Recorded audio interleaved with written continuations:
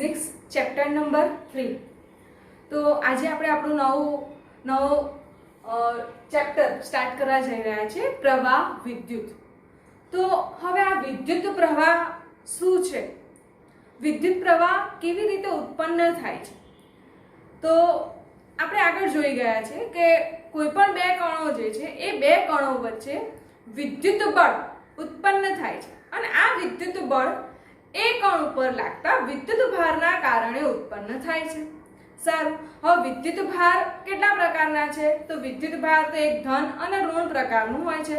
વિદ્યુત બળ કાં તો બે ધન વિદ્યુત ભાર અથવા તો બે ઋણ વિદ્યુત ભાર અથવા તો એક ધન અને એક ઋણ વિદ્યુત ભારના કારણે એ બે કણો વચ્ચે વિદ્યુત બળ ઉત્પન્ન થાય છે। ઓકે, તો હવે આ વિદ્યુત ભારના કારણે વિદ્યુત પ્રવાહ ઉત્પન્ન થાય છે। તો ઘણી વખત કુદરતી રીતે પણ વિદ્યુત પ્રવાહ ઉત્પન્ન થાય છે। કુદરતી રીતે ધેટ મીન્સ કે આકાશમાંથી આવતી વીજળીના કારણે પણ વિદ્યુત પ્રવાહ ઉત્પન્ન થાય છે, પણ આકાશમાંથી આવતી વીજળી જે છે એમાં વિદ્યુત ભારનું વહન સ્થાયી હોતું નથી અને જેના કારણે ઘણી વખત વિનાશ પણ થાય છે। કૃત્રિમ રીતે આપ જોવા જઈએ તો એક ટોર્ચ છે, સેલ છે, આ બધાની અંદર વિદ્યુત પ્રવાહ જે છે એનું વહન સ્થાયી હોય છે। સારું, હવે આપણે અહીંયા આગળ જઈએ તો આ વિદ્યુત પ્રવાહ એ કેવી રાશિ છે, એનો એકમ શું છે, એની વ્યાખ્યા શું છે, એનું સૂત્ર, એનું પારિમાણિક સૂત્ર શું છે એ આપણે હવે અત્યારે અહીંયા આગળ જોઈએ। તો વિદ્યુત પ્રવાહ એ અદિશ રાશિ છે, વિદ્યુત પ્રવાહ એ અદિશ રાશિ છે। સારું, હવે સપોઝ કોઈ એક હું તાર લઈ લઉં, તાંબાનો તાર, બરાબર, કોપર, તાંબાનો તાર હું લઈ લઉં। આ તાંબાના તારને સપોઝ હું અહીંયા આગળ દર્શાવું છું, જોજો આ રીતે, બરાબર। હવે આ જે તાંબાનો તાર છે એ તાંબાના તારની અંદર અહીંયા આગળ ધન વિદ્યુત ભાર અને અહીંયા આગળ ઋણ વિદ્યુત ભાર આવેલો છે। ત્યારે આની અંદર આગળ તમે કેમિસ્ટ્રીમાં ભણી ગયા હશો કે કોઈ પણ ધાતુ છે એ ધાતુની અંદર ધન આયનો આવેલા હોય છે અને મુક્ત ઇલેક્ટ્રોન આવેલા હોય છે। મુક્ત ઇલેક્ટ્રોન અથવા તેને વેલેન્સ ઇલેક્ટ્રોન પણ કહેવામાં આવે છે। કેમ?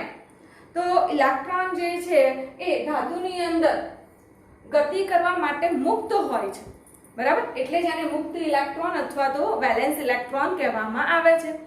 ધન આયનો જે છે એ પોતાની જગ્યાએ કેવા હોય છે? સ્થિર હોય છે, ધન આયનોનું વહન થતું નથી। ઋણ આયનો જે છે એ આની અંદર ગતિ કરતા હોય છે। તો ઋણ આયનો જે છે એ અહીંયાથી આ રીતે ગતિ કરશે, પણ આ જે ધાતુ જે છે એની પરનું વિદ્યુત ક્ષેત્ર કઈ દિશામાં હોય? તો આપણે આગળ ભણી ગયા કે વિદ્યુત ક્ષેત્ર એ ઊંચા વિદ્યુત સ્થિતિમાનથી નીચા વિદ્યુત સ્થિતિમાન તરફની દિશા હોય છે, એટલે કે ધન વિદ્યુત ભારની તરફની આ સાઈડની એની દિશા હોય છે। એટલે કે અહીંયા આગળ આ જે વિદ્યુત પ્રવાહની દિશા જે છે એ વિદ્યુત પ્રવાહની દિશા ધન વિદ્યુત ભારની દિશામાં લેવામાં આવે છે અને ઇલેક્ટ્રોનની વિરુદ્ધ દિશામાં હોય છે। સારું, હવે અહીંયા આપણે વાત કરી કે આની પર ઋણ વિદ્યુત ભાર ઇલેક્ટ્રોન જે છે શું કરે છે? ગતિ કરે છે। જ્યારે વિદ્યુત ભારો ગતિમાં આવે છે ને ત્યારે જ વિદ્યુત પ્રવાહ ઉત્પન્ન થાય છે। તો આ ઋણ વિદ્યુત ભાર કે જે અહીંયાથી ગતિ કરે છે કેટલા સમયમાં? તો સપોઝ t સમયમાં। અત્યારે આપણે કોઈ પણ એક લઈ લઈએ પદાર્થ તરીકે કે જેની અંદર એ વાહક કોઈ લઈ લઈએ, એની અંદર સ્થાયી વહન થાય છે। જો સ્થાયી વહન થતું હોય તો t જેટલા સમયમાં q જેટલો વિદ્યુત પ્રવાહ વિદ્યુત ભાર એમાંથી પસાર થતો હોવો જોઈએ। એનો મતલબ સ્થાયી વહન હોય ત્યારે q that is proportional to t, બરાબર। સારું, તો આ t ને હું નીચે છેદમાં લાવી દઉં તો q by t that is proportional to અચળ, ત્યારે q upon t that is equals to I। એટલે કે એની વ્યાખ્યા આ રીતે અપાય કે વાહકના કોઈ પણ આડછેદમાંથી એકમ સમય કેમ લીધું છે? સમય ક્યાં છે? છેદમાં છે।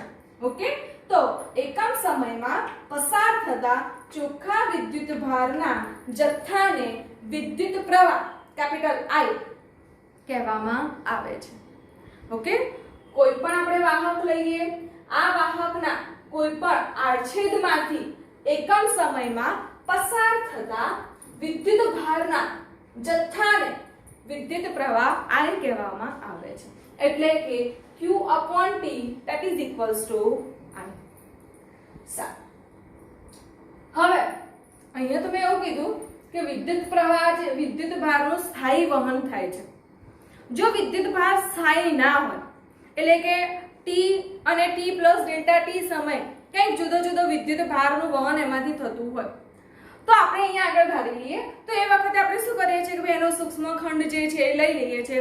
ત્યારે એ વખતે દરેક જુદા જુદા સૂક્ષ્મ ખંડ લઈશું અને એનું સરેરાશ કાઢીશું. ત્યારે સરેરાશ I that is equals to delta Q upon delta T. Okay, delta T જેટલા સમયમાં વિદ્યુત ભારનો જથ્થો કેટલો હોય તો ડેલ્ટા Q જેટલો હોય ત્યારે ઉત્પન્ન થતો વિદ્યુત પ્રવાહ સરેરાશ I તરીકે ઓળખવામાં આવે છે. સારું, હવે આ તો સરેરાશ I લીધો છે. તો હવે આપણે શું કરીશું? તત્કાલીન પ્રવાહ શોધવો પડશે. તો ડેલ્ટા T જે છે જો એ શૂન્યને અનુલક્ષતો હોય તો તત્કાલીન પ્રવાહ I that is equals to આપણે આગળ પણ ભણી ગયા 11th માં પણ મેં તમને કીધું હતું કે ભાઈ ડેલ્ટાનું મારે ડી કરવું છે તો લિમિટ લેવી પડે અને જે પણ છેદમાં હોય એ શૂન્યને અનુલક્ષે. Okay, so I that is equals to limit delta T tends to 0 delta Q upon delta T. Limit હટાવી દઈએ, ડેલ્ટાનું શું થઈ જશે? ડી થઈ જશે. અને અહીંયા આગળ પણ તત્કાલીન પ્રવાહ સરેરાશ જે છે એ નીકળી જશે અને એની જગ્યાએ થઈ જશે capital I. So capital I એટલે કે તત્કાલીન પ્રવાહ that is equals to dq upon dt આપણને મળશે. ઓકે, સારું. નીચે વિદ્યુત પ્રવાહની દિશા જે મેં તમને આગળ કીધું એ અહીંયા આગળ લખેલું છે. સારું, હવે અહીંયા આગળ આ જે સૂત્ર આપણે ભણી ગયા એ જ જો સ્થાયી વહન હોય તો I that is equals to Q upon T. આ સૂત્ર પરથી એનો એકમ તો વિદ્યુત પ્રવાહ છે પહેલા પણ આપણે ભણી ગયા કે વિદ્યુત પ્રવાહનો એકમ એમ્પિયર છે પણ એના સિવાય એનો બીજો એકમ થશે I that is equals to Q upon T. તો અહીંયા આગળ Q જે છે વિદ્યુત ભાર છે, વિદ્યુત ભારનો એકમ કુલમ, T એનો એકમ થશે સેકન્ડ. ઓકે, તો વિદ્યુત પ્રવાહનો એકમ કુલમ અપોન સેકન્ડ અથવા તો એમ્પિયર. કુલમ એટલે કે capital C upon small s અથવા તો કેપિટલ A એટલે કે એમ્પિયર. ઓકે, આની પરથી 1 એમ્પિયરની વ્યાખ્યા જો તમને અહીં આગળ પૂછી હોય તો કોઈ પણ વાહકના આડછેદમાંથી એકમ સમયમાં સમય કેવો લેવાનો? t બરાબર 1 સેકન્ડ હોય ત્યારે એ વખતે એકમ સમયમાં પસાર થતો વિદ્યુત ભારનો જથ્થો જો 1 કુલંબ જેટલો હોય તો તેમાંથી ઉત્પન્ન થતો વિદ્યુત પ્રવાહ 1 એમ્પિયર જેટલો છે એમ કહેવામાં આવે છે. એટલે કે જો t that is equals to 1 second, q that is equals to 1 coulomb, then I that is equals to 1 ampere કહેવામાં આવે છે.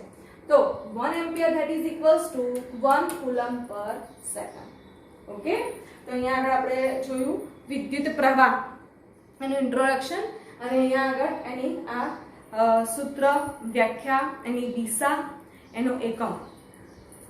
ઓકે, એના પછી છે ઓહમનો નિયમ. હવે ઓહમનો નિયમ તો તમે લોકો 10મા ધોરણમાં પણ આગળ ભણી ગયા છો. ઓકે, ઓહમનો નિયમ જે છે તો ઈસવીસન 1828માં જર્મનના ભૌતિક અને ગણિતશાસ્ત્રી વૈજ્ઞાનિક છે George Simon ohm. George Simon ohm નામના વૈજ્ઞાનિકે ઓહમનો નિયમ આપ્યો છે. તો આ નિયમ અહીંયા આગળ આપેલો છે.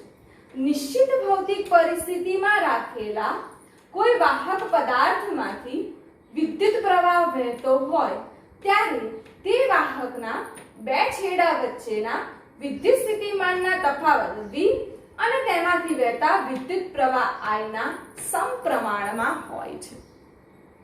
ઓકે, નિશ્ચિત ભૌતિક પરિસ્થિતિમાં રાખેલો કોઈ વાહક પદાર્થ છે તો આ પદાર્થ જે આપણે લીધો છે એ પદાર્થનો વિદ્યુત સ્થિતિમાનનો તફાવત એ વિદ્યુત પ્રવાહના સમપ્રમાણમાં હોય છે એને ઓહમનો નિયમ કહેવામાં આવે છે. તો V that is proportional to I, કેમ કે આપણે નિયમમાં લીધું છે V that is proportional to I. સારું, અચળાંક મૂકી દો અહીંયા આગળ તો V that is equals to RI, જ્યાં R જે છે એને સપ્રમાણતાનો અચળાંક અથવા તો વિદ્યુત અવરોધ કહેવામાં આવે છે. તો V I ને હું નીચે લઈ લઉં તો V upon I that is equals to R. V upon I that is equals to R. ત્યારે R જે છે એને વિદ્યુત અવરોધ કહેવામાં આવે છે. આ R that is equals to V upon R.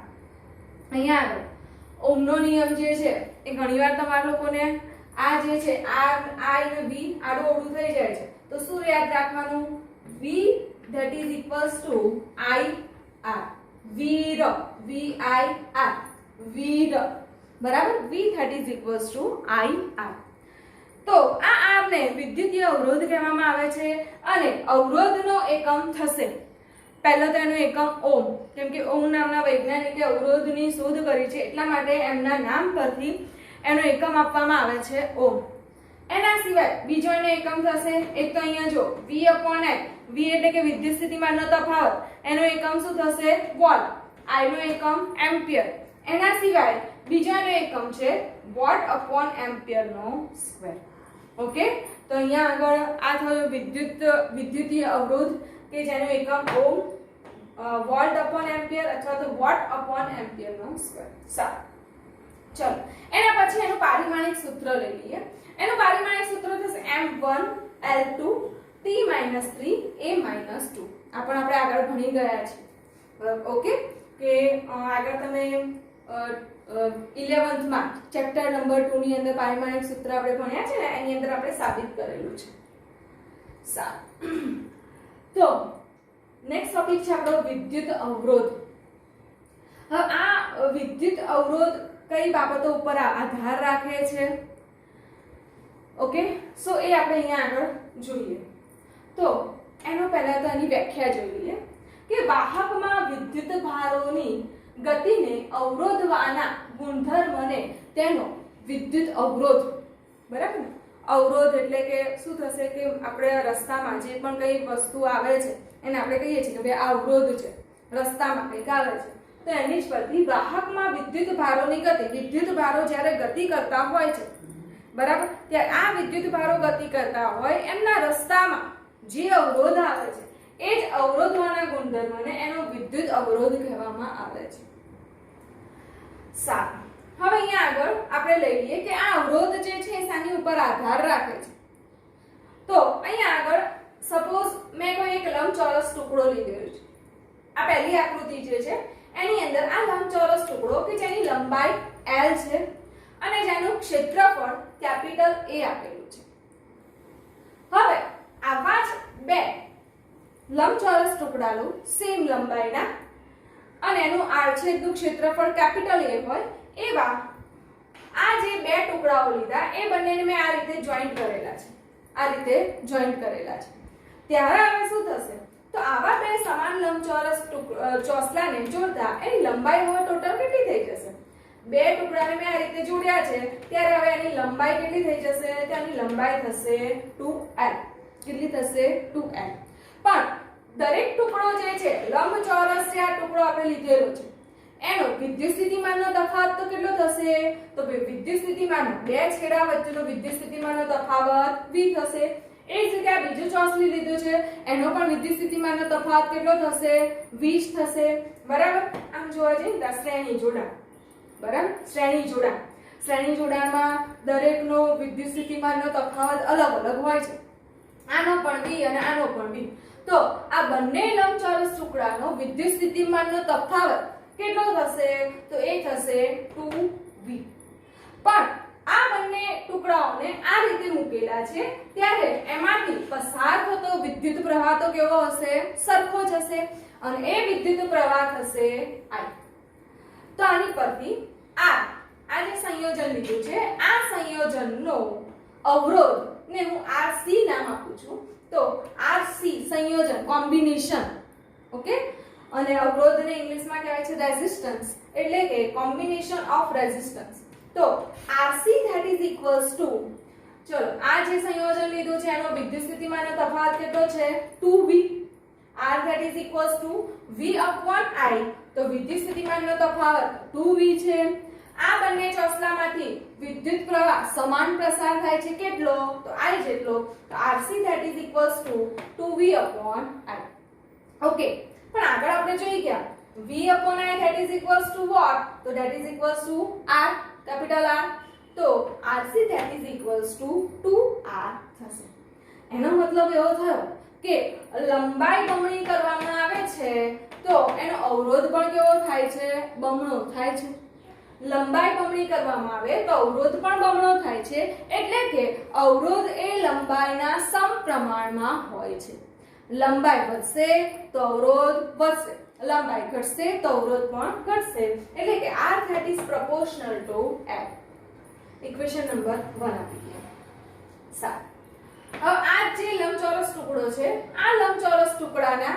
બે ભાગ પાડવામાં આવે છે અહીંયા આ રીતે બે ભાગ પાડવામાં આવે છે જો અહીંયા આકૃતિમાં આપેલું છે આ લંબચોરસ ટુકડો કે જેનું ક્ષેત્રફળ કેપિટલ A છે હવે એના બે સમાન ભાગ કરવામાં આવે છે ત્યારે એનું ક્ષેત્રફળ કેવું થઈ જશે અડધું થઈ જશે કેમ કે ક્યાંથી ભાગ પાડવામાં આવે છે તો અહીંયાથી ભાગ પાડવામાં આવે છે ઓકે તો ઉપરનું જે ચોસલું છે એનો આડછેદનું ક્ષેત્રફળ A/2 આના આડછેદનું ક્ષેત્રફળ પણ A/2 પણ લંબાઈ તો કેવી છે સમાન છે L છે ઓકે તો અહીંયા આગળ આપણે ક્ષેત્રફળ અડધું કરીએ છીએ સારું હવે અહીંયા આગળ ચોસલું તો એનું એ જ છે ખાલી એના બે ભાગ કર્યા છે ઓકે તો હવે એની પરનો વિદ્યુત સ્થિતિમાનનો તફાવત તો કેટલો થશે બંનેનો સરખો જ થશે V જ થશે સમાંતર જોડાણ તો બંનેનો વિદ્યુત સ્થિતિમાનનો તફાવત કેવો થશે સમાન જ થશે એટલે કે વિદ્યુત સ્થિતિમાનનો તફાવત V થશે પણ બે ભાગ પાડ્યા છે એટલે બે ભાગમાં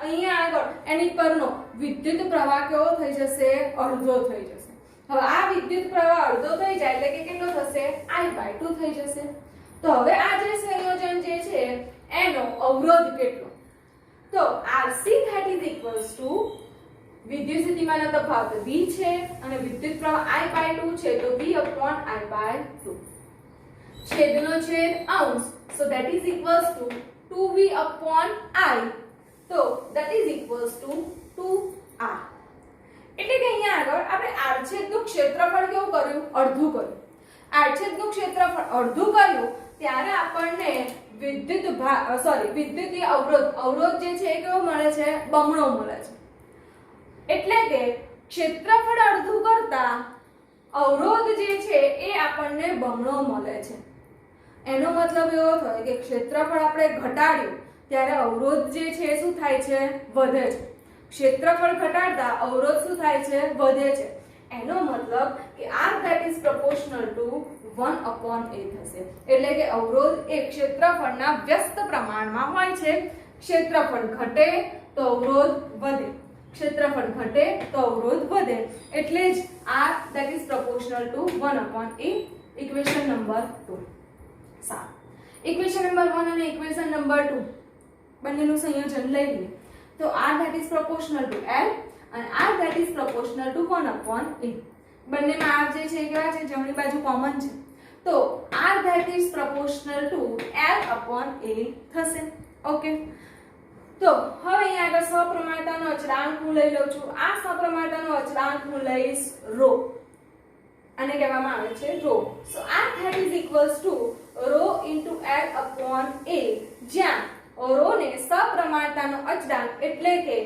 આ અવરોધની અવરોધકતા કહેવામાં આવે છે અવરોધકતા કહેવામાં આવે છે રેઝિસ્ટિવિટી ઓકે તો R that is equals to ρ into L upon A તો ρ ને જો હું સૂત્રનો કરતા બનાવી દઉં તો ρ that is equals to R into A upon L તો આ અવરોધ શેની ઉપર આધાર રાખે છે તો એક તો લંબાઈ એના ક્ષેત્રફળ અને વાહકની જાત ઉપર આધાર રાખે છે સારું હવે આપણે આજે અવરોધકતાનું સૂત્ર જોયું ને એની પરથી આપણે એની વ્યાખ્યા આપી દઈએ કે અવરોધકતા એટલે શું તો એકમ લંબાઈ ક્યાં છે છેદમાં છે એકમ લંબાઈ અને એકમ આડછેદ ધરાવતા સુવાહકના અવરોધને અવરોધકતા અથવા તો વિશિષ્ટ અવરોધ કહેવામાં આવે છે એકમ લંબાઈ અને એકમ આડછેદ ધરાવતા સુવાહકના અવરોધને એટલે કે L that is equals to 1 A that is equals to 1 then rho that is equals to r. એકમ લંબાઈ અને એકમ આડછેદ ધરાવતા સુવાહકના અવરોધને તેની અવરોધકતા અથવા તો વિશિષ્ટ અવરોધ કહેવામાં આવે છે. આ અવરોધકતાનો આધાર દ્રવ્યની જાત, તાપમાન અને દબાણ પર રહેલો છે. પણ અવરોધકતા જે છે એ એના પરિમાણ ઉપર આધારિત નથી. સારું, હવે આનો આપણે એકમ જોઈ લઈએ. અવરોધકતાનો એકમ, અવરોધનો એકમ ઓમ છે, પણ અવરોધકતાનો એકમ શું? તો અવરોધકતાનો એકમ થશે ઓમ ઇન્ટુ મીટર. કઈ રીતે? તો અહીંયા આગળ જુઓ, r એટલે કે અવરોધનો એકમ શું થશે? ઓમ. શું થશે અહીંયા આગળ? ઓમ. ક્ષેત્રફળનો એકમ શું થશે? મીટરનો સ્ક્વેર. લંબાઈનો એકમ શું થશે? મીટર.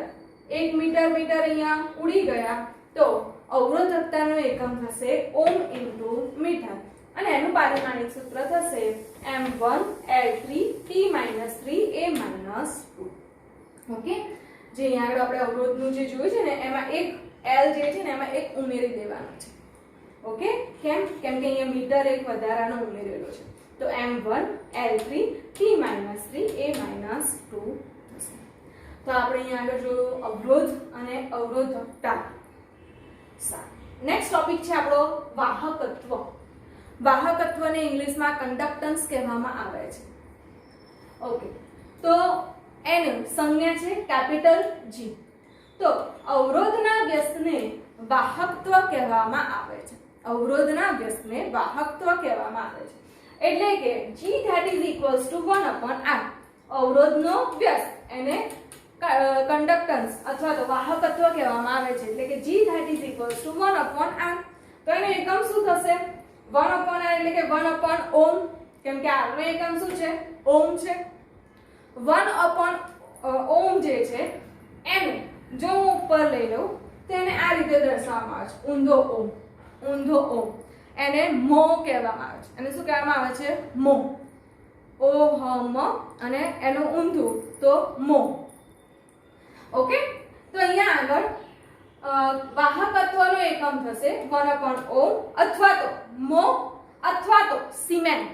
Capital S cement. સારું, એનું પારિમાણિક સૂત્ર શું થશે? જે પણ અવરોધનું પારિમાણિક સૂત્ર થતું હશે ને એના કરતા ઉલટું. જ્યાં માઈનસ હશે ત્યાં પ્લસ અને પ્લસ હશે ત્યાં માઈનસ. એટલે કે m - 1 L - 2 T3 a2. સારું, હવે એના પરથી વાહકતાને ઇંગ્લિશમાં કંડક્ટિવિટી કહેવામાં આવે છે અને એને સિગ્મા તરીકે ઓળખવામાં આવે છે. એની સંજ્ઞા છે સિગ્મા. તો અવરોધકતાના વ્યસ્તને વાહકતા કહેવામાં આવે છે. અવરોધના વ્યસ્તને વાહકત્વ કહેવામાં આવે છે અને અવરોધકતાના વ્યસ્તને વાહકતા કહેવામાં આવે છે. તો sigma that is equals to 1/ρ, પણ ρ that is equals to RA/L. તો 1/ρ that is equals to અહીંયા L/RA.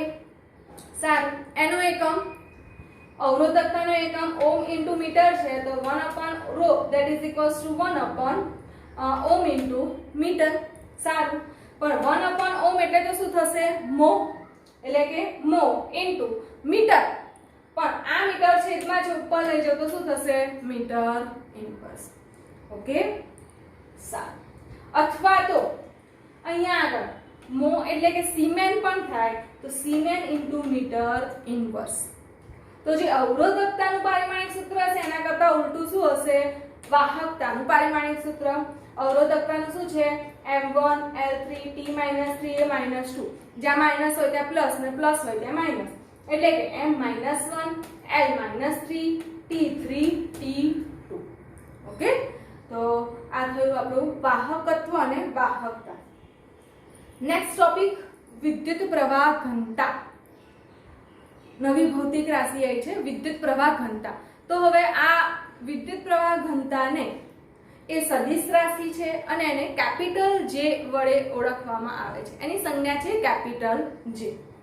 સારું, તો હવે આ વિદ્યુત પ્રવાહ ઘનતા એટલે શું? તો જો એક તો પહેલા સૂત્ર જોઈએ. ઓકે, તો J that is equals to I/A. J that is equals to I/A. સારું, તો I/A વિદ્યુત પ્રવાહ ભાગ્યા ક્ષેત્રફળ. તો જો અહીંયા આગળ સુવાહકના કોઈપણ બિંદુ પાસે વિદ્યુત પ્રવાહની દિશાને લંબ એવા એકમ ક્ષેત્રફળમાંથી પસાર થતા વિદ્યુત પ્રવાહને વિદ્યુત પ્રવાહ ઘનતા કહેવામાં આવે છે. કોઈ પણ આપણે કોઈ એક વાહક લઈ લઈએ, વાહક પરનું કોઈ એક બિંદુ લઈ લઈએ.